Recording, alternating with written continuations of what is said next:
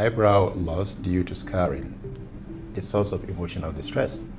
Thus, corrective surgical procedures should result in a natural outcome so as to avoid compounding insecurities already inherent to the condition.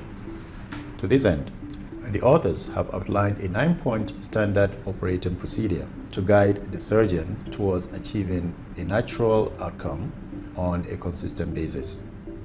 Of all the existing surgical eyebrow restoration methods, the use of single-haired follicles derived by follicular unit extraction is most recommended.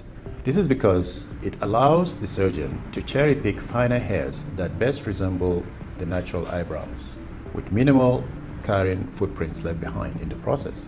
The best hairs for achieving this purpose are often derived from the back and temple hairline margins, and sometimes even from the body. It is important to determine the suitability of the eyebrow scar before it's grafted. This is important because it influences the yield or survival of the grafted hairs and the ability of the surgeon to control or predict the final angulation or direction of the new eyebrow hairs.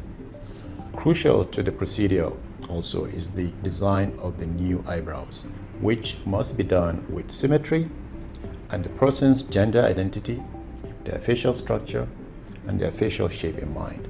Overall, the benefits of transplanting a lost eyebrow due to scarring can be very significant. It is often to the consternation of relatives and friends what a difference a few well-placed hairs into the brows can make to the quality of life of a loved one.